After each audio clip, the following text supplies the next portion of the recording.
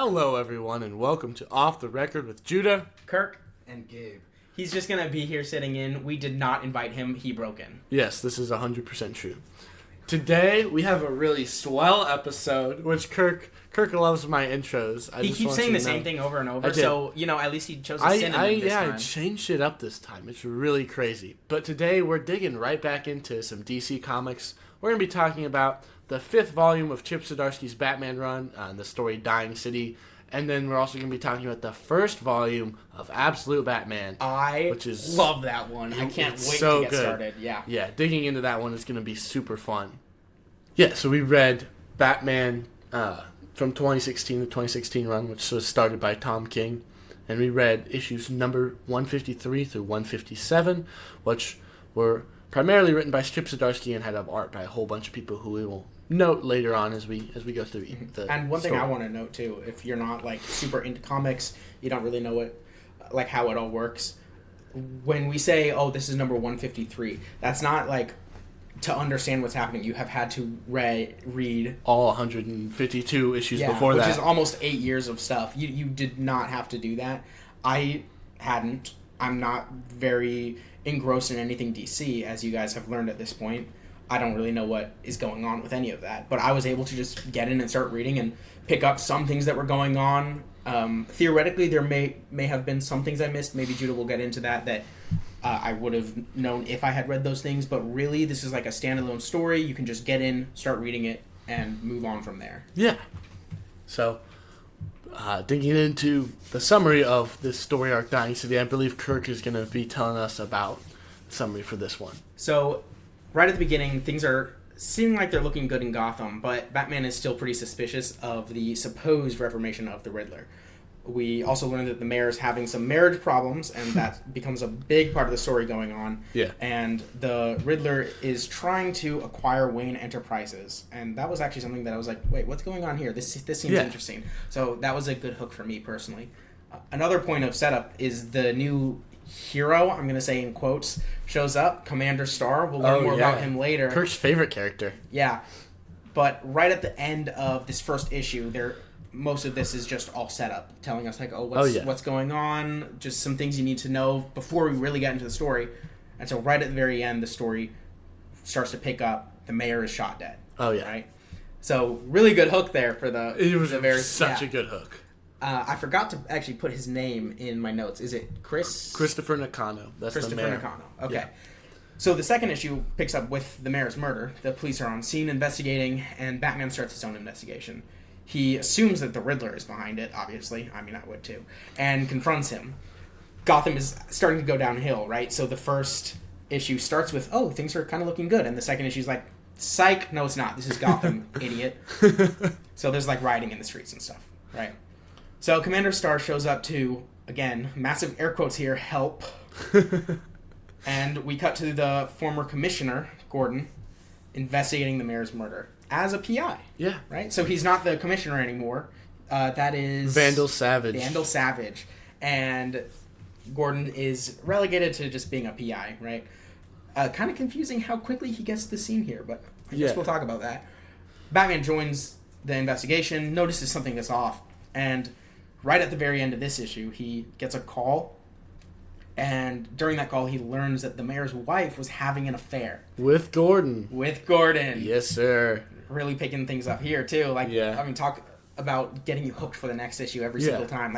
Cliffhanger. Yeah. Obviously, I didn't have to deal with any of those cliffhangers because this was a year ago, so I can just read them all. But still, really cool. I like that they were doing that to keep people involved. Yeah.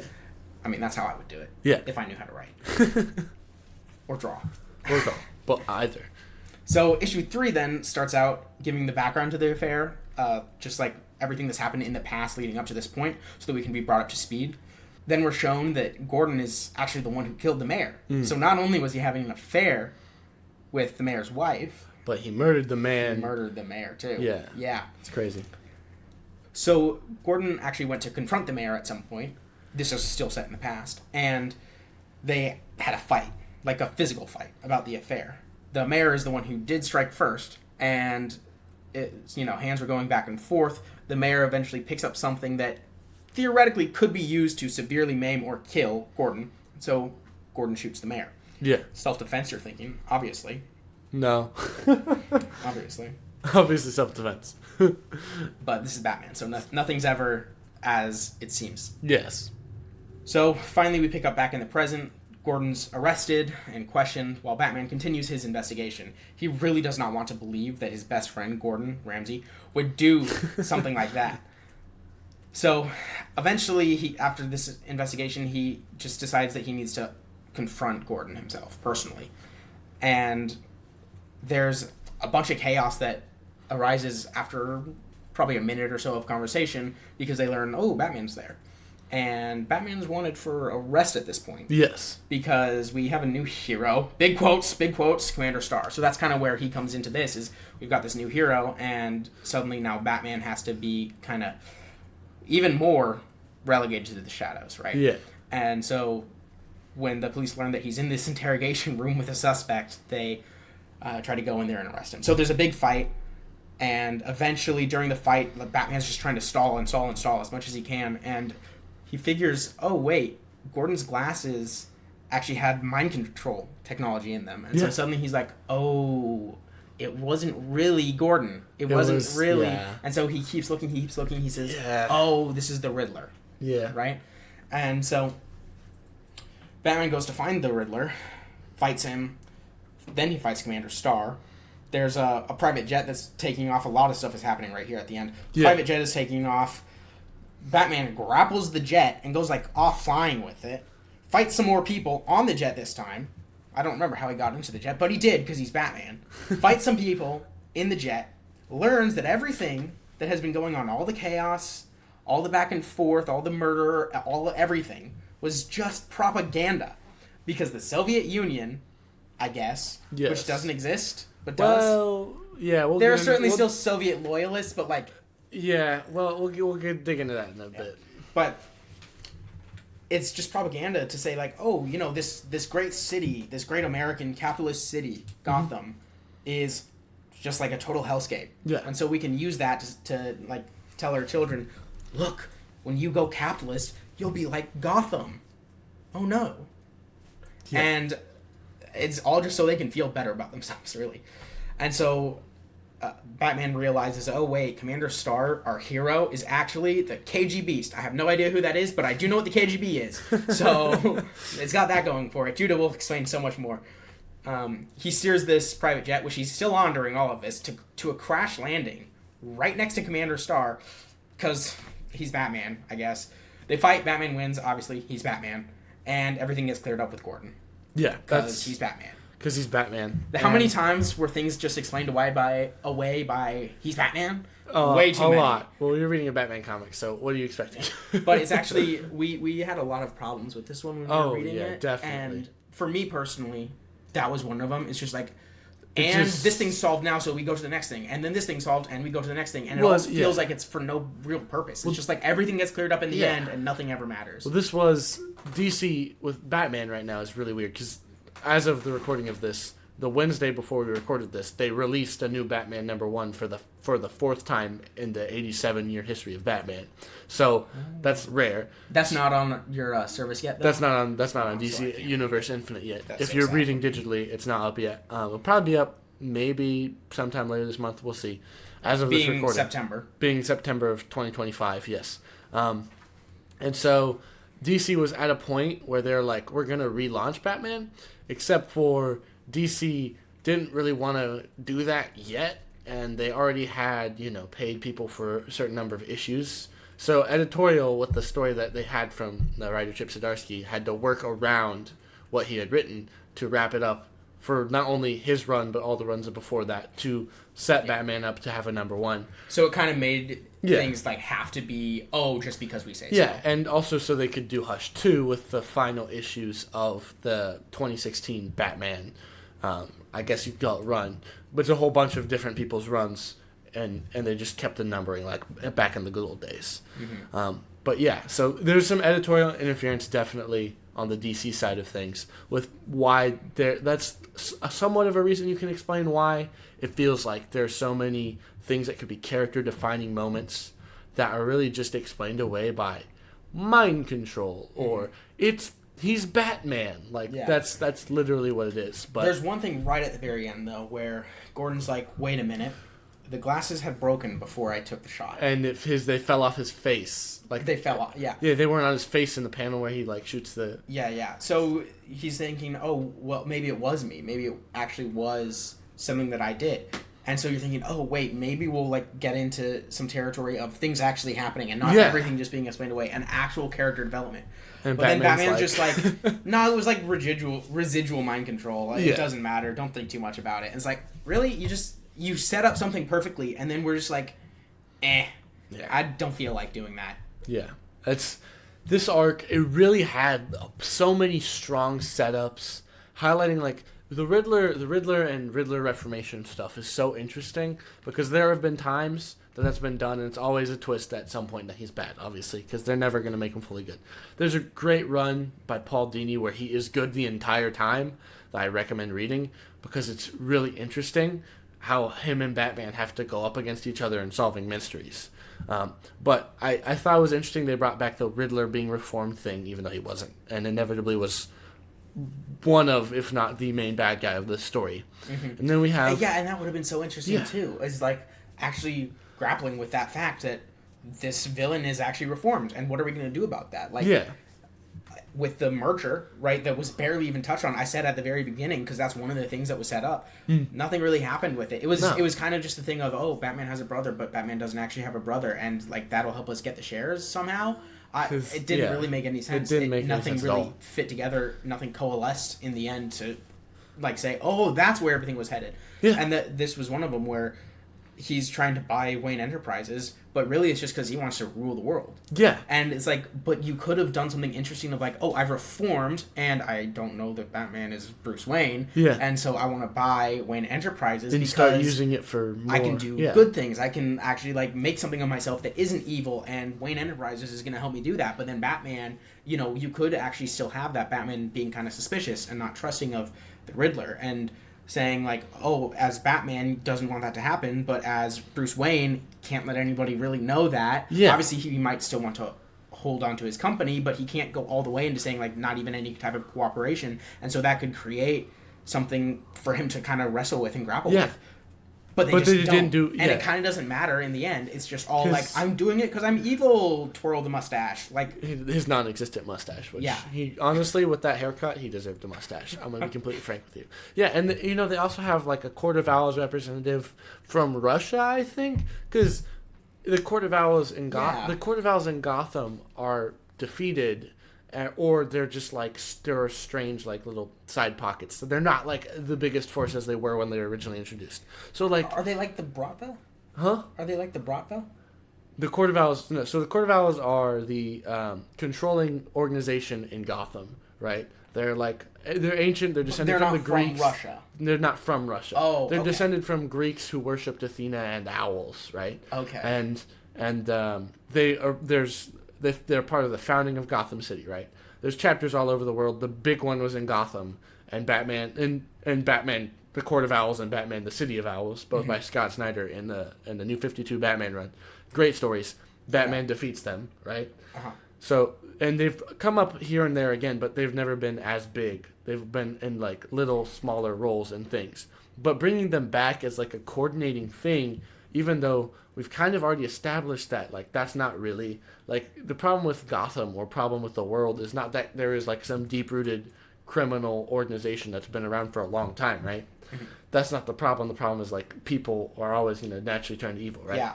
And that's such a cool message of just, like, not everything's a conspiracy. It's just people kind of suck. Yeah, but we're bringing him back, so it's like, oh, no, there are actually, like, the Riddler. It's like, if you want to do one story, do one story, right? Mm-hmm. If you want to do the story of, like, oh, no, it's just because people suck. Do a story that's just, oh, people suck. I mean, that's perfect for Batman, honestly. Yeah. If you want to do something that's bigger, like with, I guess, the Court of Owls, as I'm learning, that's something for a different hero. That's something for, or a group of heroes. That's like a Justice League thing to deal with. Yeah. But at least, even if you were doing that with just Batman and nobody else, then at least stick with it, right? Because either way, you can write a compelling story about it. You can very much write a compelling story about, like, oh, like, it's not a conspiracy. People just suck. You can also write a story about, oh, this is a conspiracy, and you know, there's like intrigue, and there's investigations, and there's all this. That can be really cool too. Yeah. But doing both and At the finishing same time, neither. Yeah, it's again, editorial interference. There's excuses you can throw out there, but this was just not like for All In is like a jumping on point for new readers, right? And if you're a new reader and you're trying to get into Batman, this was not the best story to get you into Batman. Like, you could read Detective Comics by Tom Taylor, or you could read Batman and Robin by Philip Kennedy Johnson, or like literally any other Batman book published before this, and be like more engaged. Mm-hmm. But like this story is, I feel like it's a good thing where you're just like, oh, I maybe want to go back and look and see how this all got set up. But it's just going to disappoint you because this is the culmination of this entire guy's run. Like all the things he was setting up. This is it. This is everything should be wrapping up here, but it's not. It's not. Okay. So first of all, there's just like, I want to talk about the Jim Gordon cheating thing because we already brought it up and we talked about character consistency, and so we're going to have to talk about it. So, in a very famous story called Batman Year One by Frank Miller, there is a famous thing that happens in it because half of the story is told from Bruce Wayne's perspective and half of it's told from Jim Gordon's perspective. And famously, Jim Gordon cheats on his wife, who is pregnant, with his secretary named Sarah Essen. Yeah. So, Jim Gordon is just a serial womanizer at this point. And sounds like a wonderful dude. Yeah, sounds like a lovely guy. Really best friend of Batman material right there. Really Personally, I don't like that characterization of Jim Gordon. I know it's consistent. Personally, I don't like it when people do bad things, by the way. Personally, I don't know if you know this, yeah, but I don't like it when somebody cheats on their wife. Oh, that's crazy. I might be being super high and mighty over here. Personally, I believe adultery is a sin. No way, really? Dude, that's wild. Ugh, I can't believe it. That is so wild. Yeah, but I will say, I thought they were gonna give Gordon more consequence for, because I like with the Court of Owls thing that we were talking earlier, like it could be like, oh, he defeats the bad guys, but you know, evil is actually in the hearts of men. It's not punchable, right? There could have been a thing with Gordon where like Gordon is. I don't know, but you can punch enough guys to not have as much evil in the world. That's like, it would be less, but still. Like, if we're being honest, per capita, you can punch a lot of evil away. Yeah, that's true. You could punch a lot of evil away. Yeah, but it was just overall it was disappointing. I want to comment on the art. The art was what, like, this story would be absolute garbage without the art. The art from Jorge Jimenez and Jorge Fornes and Carmen G. Domenico and Tony S. Daniel, like, art was great in that, and I really like. Kirk was right. It was very like there was a cliffhanger at like end of the first 3 issues. It was very like there was hooks in there, right? Mm-hmm. But they just did not deliver, and like the story just went down a hill so fast. Yeah, it was not even funny. Like at the first little bit, I was like, oh, okay, this is interesting. Like I don't know much about comics. I'm not really into comics, but this is actually really interesting. And then by the end, I was like just drudging through them to get through them. And the only reason I was doing it was so that I could make a summary for this podcast episode. Like I did not care. I was like, can I just move on to the next thing, please? Yeah. So, like, what a terrible way to try to get people in. It's like... it's not good at all. This is not going to help your bottom line, certainly. Yeah. Overall, this is like a 4 out of 10. I do not recommend it. And, like, if you're not an art guy and just a story guy, then it's a 2 out of 10. Like, it's real. The story is just... It starts so promising as garbage. What would you rate this, and how would you recommend this to people? First half, I'd rate pretty good. Okay, yeah, that's fair. But it's brought down by the second half being, first of all, just a poor rating on its own, but as a second half, not actually completing any of the stories. Yeah. And paying off anything. It's also really low. I would say basically your ratings are the same. I don't know like how the art would influence my thinking on that. I mean, it's good art, certainly. Yeah. But that's not really what I was looking at. I'm not much of a comic reader, as I just continually say. I'm not much of a comic reader. So a lot of the time, I'm actually just reading the words, and then I'm just kind of glimpsing at the scene. Yeah. To kind of... And then the rest is just my imagination filling in some blanks. In some, there are some, like, if there's a full-page spread or something, it, like, really catches my eye. Or something's, like, really cool. We were talking about when we were doing Alpha and Omega. Those were, like... there was a lot of really cool moments in there, art-wise, that did catch my eye. So I guess by that standard, I would rate it a little lower on the art because it didn't draw me in the same way. But there was certainly nothing bad about the art either. Yeah, it didn't look like AI generated slop or anything. Yeah, so, like it's actually professionally done. Yeah. There's a lot of creativity in it. It's good. I mean, it's certainly nothing I could ever dream of doing. So yeah, no, it's awesome. Okay, so first off, we're at the midpoint of this episode, most likely. So what you should do is you should scroll down. You should hit the like button. If you didn't like anything we said, hit the dislike button because engagement's helpful. yeah. B, you should subscribe. C, you should leave a comment saying if you've read any of these stories, what your opinions are on them, or if you want us to cover any comic stories or Star Trek series, then we'd be amenable to either of those two things. Absolutely. And press the notification bell.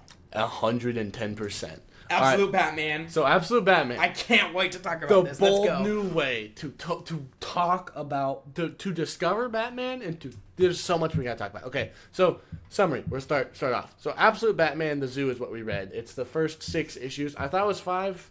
I think it says 5 parts in the beginning of the first one. It's 6 parts. They lied.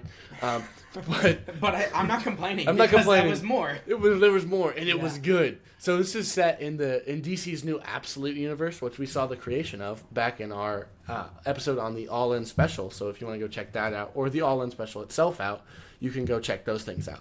So we see a Bruce Wayne that in this universe is a blue-collar Gotham engineer. He has no mansion, he has no money, and he has no butler. But there's still Alfred. And much of the early arc is framed through Alfred's eyes, the Alfred of this universe, who is an MI6 agent, which I think is such a cool thing, because if you know Alfred's lore from the main universe, you know that it depends on the universe, but he was either a war medic or he was an MI6 agent before he continued his family's tradition of being a butler. Based. Which is, super cool thing. And I love the fact that, like, the perspective that we initially get on this Batman is not his perspective. But yes. Yeah, it's someone else's perspective on it. But we see Bruce's origin, which is changed in this universe, and it's updated to during a school field trip, which he won in a contest to design a bridge, which he designed a bridge like a bat as a kid. Which there was just so many panels too that were just really good, like interesting, captivating story. Just him back and forth with his dad trying to design this thing, and there's like a point to it. Like there's a message about it. It's trying to define who Batman is. Yeah. But using this bridge. But yeah, it was so well done. Like it gives us context for his origin. Like he is the reason that they go to the zoo because he won the engineering contest, and then at the zoo, a shooter happens to end up start shooting people, and who happens to be one of those people but Thomas Wayne, who is shot and killed there.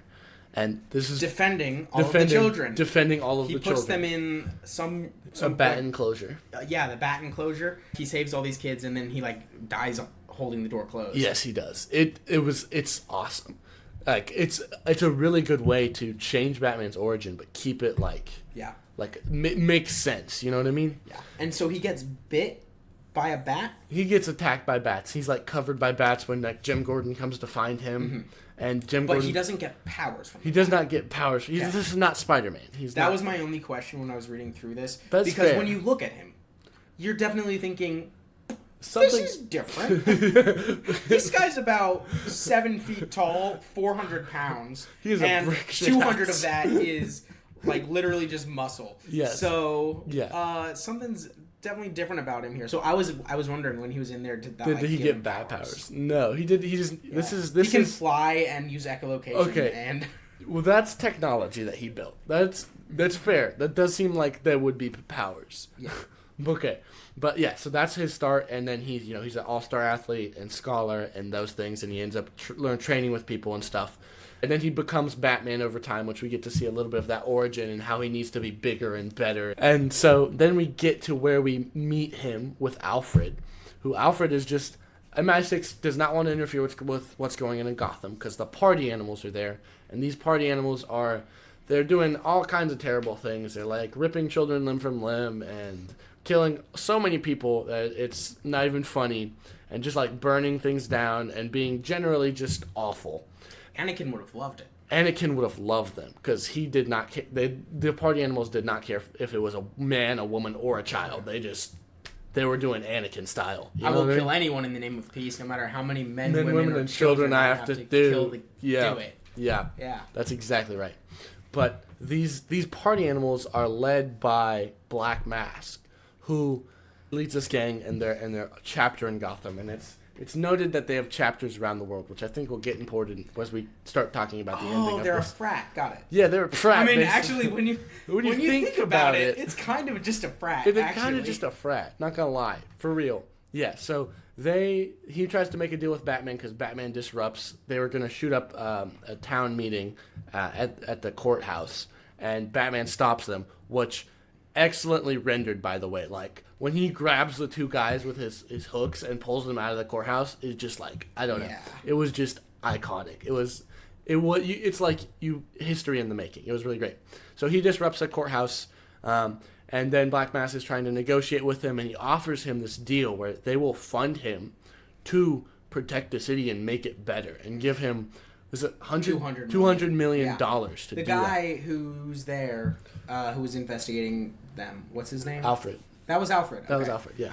Alfred, I didn't know that. I should pay more attention.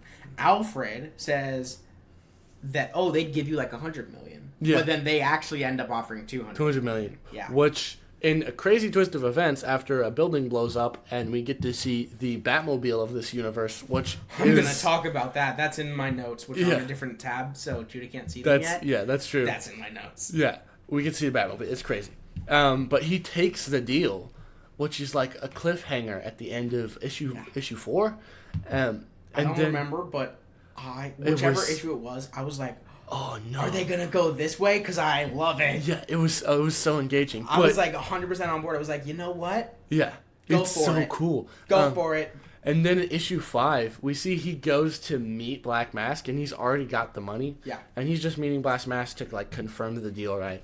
And Black Mask is like, oh yeah, what are you gonna do with the money? And he's like, well, I already did something with it. And he just lights the money on fire, and it's the bat signal. Yeah. Like literally, that's what he does. So it's the memorial light for the city. Yeah, it's the memorial light for the city, and he puts the money on top of it. In the shape of a bat, and so it creates a shadow. And he burns the money while he's doing it. Yeah, it gets burned. And one thing that I loved is I think when that went on, Alfred like looks up into the sky and he's like, he really stays on brand with everything, huh? Yeah, he does. I'm just like, yeah, actually, he really does stay on brand. He's really good at that, actually. Yeah. And then him and Black Mask get into a fight, which he ends up getting his butt handed to him by Black Mask's goon. He loses at the end of issue 5. And then that leads us into issue 6, where he is getting patched up a little bit. Alfred is like, Black Mask drops a bunch of masks, the party animal masks, which apparently are like little mini GTA simulators where people cost money. If you kill them, you get like cut several $1,000s or something to kill people, right? It's kind of like that Ryan Reynolds movie, Free Guy. Free Guy. It's kind of like Free Guy. Actually, it's a lot like Free Guy. It's a lot like Free Guy. Yeah, so they drop these masks in town, and then Martha Wayne, who's still alive, by the way, and Jim Gordon. And I love that bit too. Yeah. I love that bit. Him and his much. mom's relationship is pretty goated. Not gonna lie. For this universe is darker and all, but Batman still has a mom. So actually, when I was reading the 2, he says this universe is darker. I was reading the 2 expecting this universe to be darker. It's so much better than the one we just read. Batman reveals himself to his friends, who, by the way, his friends are, I think, all his classic rogues. Like the Riddler is one of his friends, and Two-Face is one of his friends, and Killer Croc is one of his friends, and the Penguin is one of it. I love that bit too. Yeah, like those are the people he grew up with. All the bad guys are good, so clearly this is the better universe. Yes, and so he gets his friends to drop him in a helicopter onto Black Mask's boat. And then he proceeds to beat up the guard, and then he punts a child into the ocean. This is issue 6, right? Yes. So this is the one that we didn't know was even a part of this. So I was last minute, before we recorded this, when we were supposed to record this, which we're actually recording like 3 days later. But when we were supposed to record this, I was reading it like 4 seconds before we were going to start recording. And Judah was sitting next to me. This is the only one I've read with Judah sitting next to me. I get to that page. I just scroll into that page. I read halfway down the page, and then I just flip the iPad over to Judah, and I'm like, based. Yeah, And it's just him punting a child into the ocean.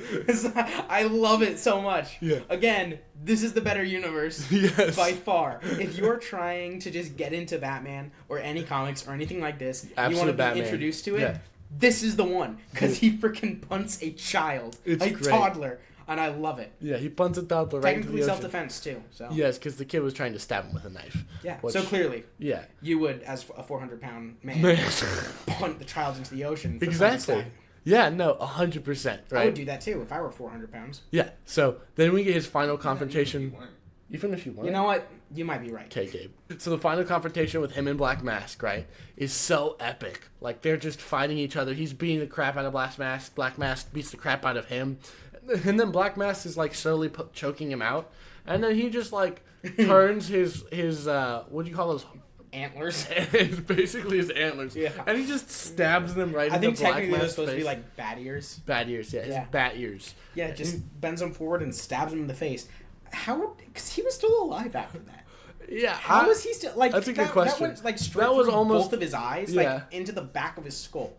You're not living. Oh, bro is built different. I don't know what to tell you. Bro is just like built Did he just different. have like a pocket dimension in like the eye holes of the? He might have. Bonus brain. Yeah. Bonus brain.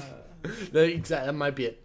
But yeah, he defeats Black Mask, and you know the party animal masks stop working, so people are no longer gonna try to kill each other because they can't get money out of the deal. About 2 seconds away from somebody Killing his mom his mom and Jim Gordon. Jim yeah. Gordon for $1 million each. Yeah. They were literally like 4 seconds away, and then all of a sudden the screen goes off, and they're like, "Oh, I guess we shouldn't guess- do that. yeah, we're not going to do that anymore."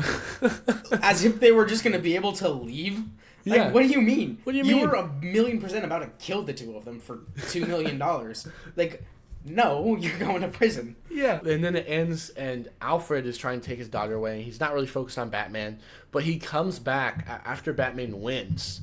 And he comes back, and Batman's like bleeding out and about to die. And he just is like sits there with him, and he's like starts sewing him up.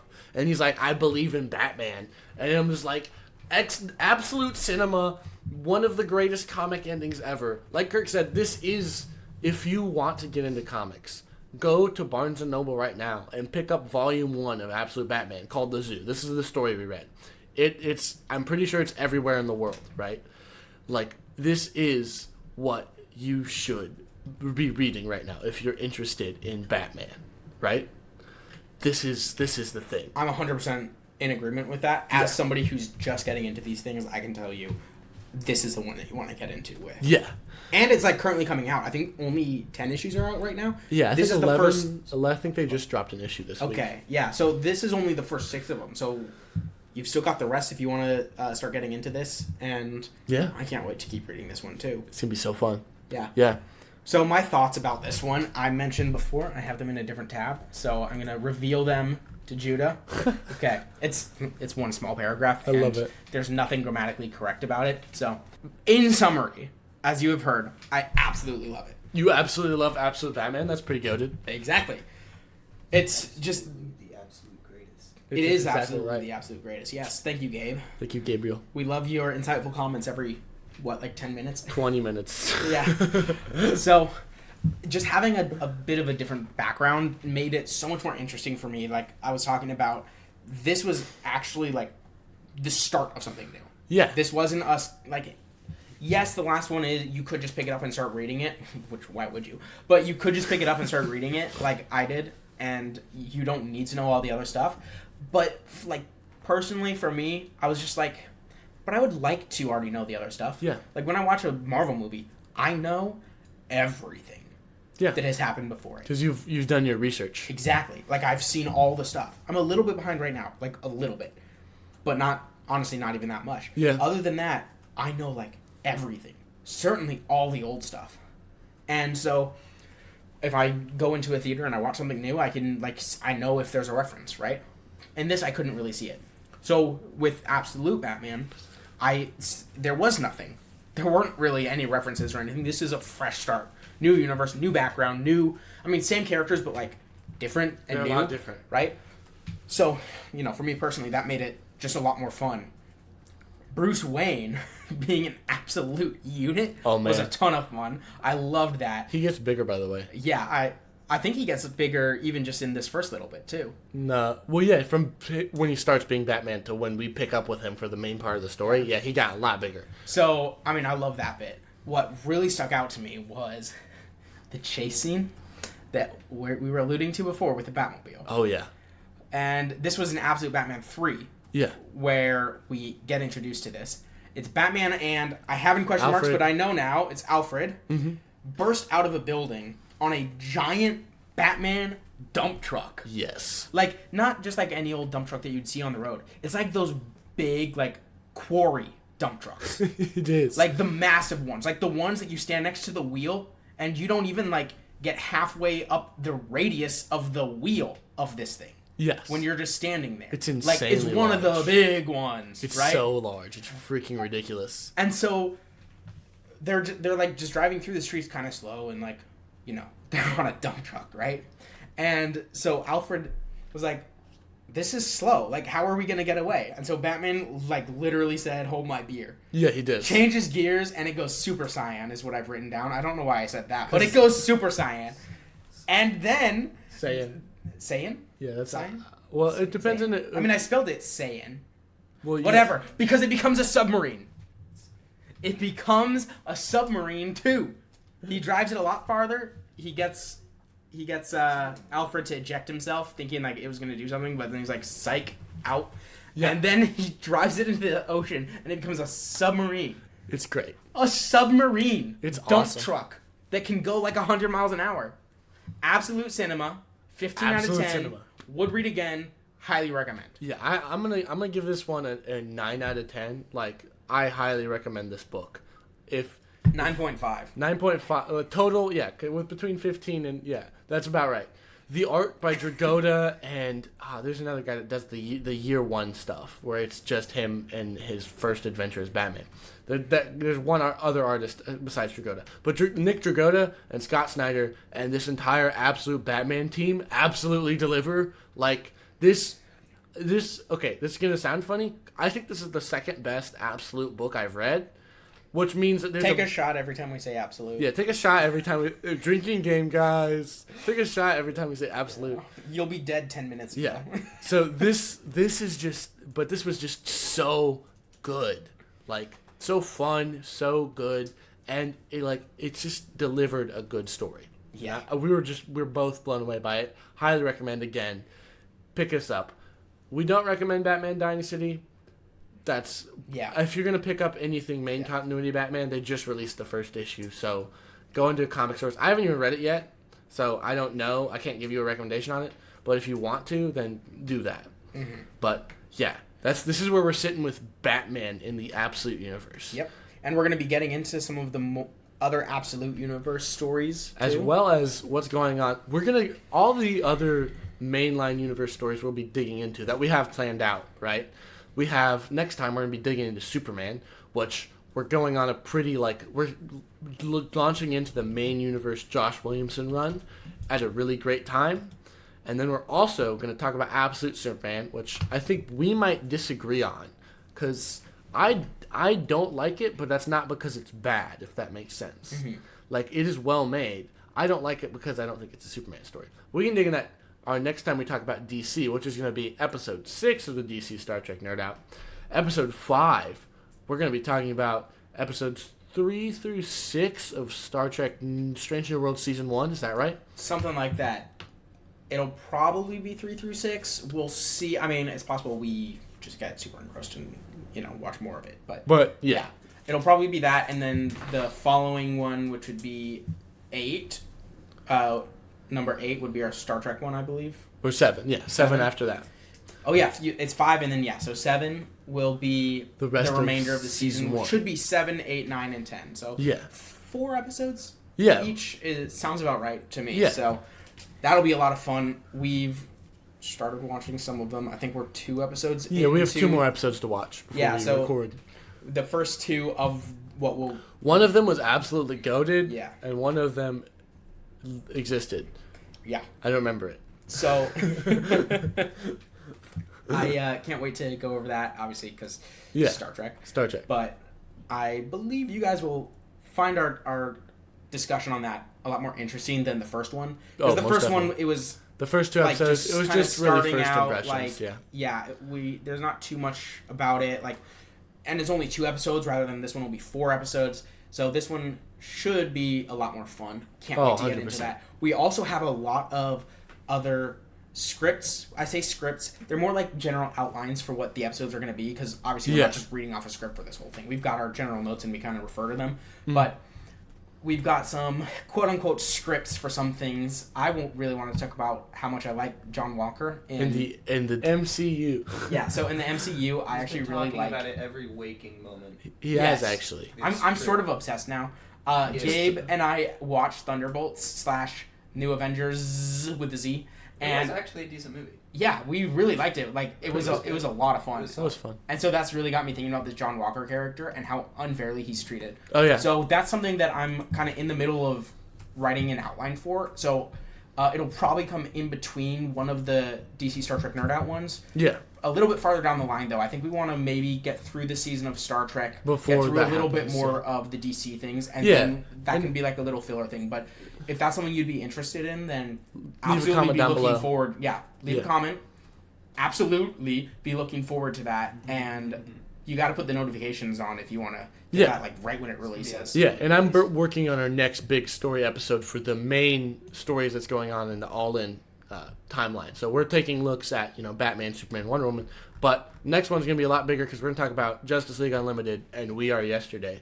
That one, again, it's going to be down the pipeline, but again, big things. We're just we're laying things out. It's pretty great. We've got a lot of really fun things in store for this podcast, and it's not all going to be Star Trek DC. Yeah, we might bring some Marvel and fun, Star Wars hopefully. in here. Yeah, it's all going to be fun, hopefully. And there are going to be next year a bunch of Star Wars projects that are coming out. So if there's enough interest in that by you guys telling us in the comments to go watch them and review them and talk about them, then we can even get into some more Star Wars stuff. And I'm more of a Star Wars guy than Kirk, and he's more of a Marvel guy than me. So it all balances out. It all balances honestly. out. So that'll be a lot of fun too if you guys are interested in that. But just stay up to date with all the stuff we're doing. Yeah. Thank y'all for all the support that we've received recently. Yeah. All right. Well, with that being said, God bless y'all. Good morning, good evening, and good night, depending on when you're listening to this. Bye. See ya. Gabe? Bye. Little quiet bye there. Huh?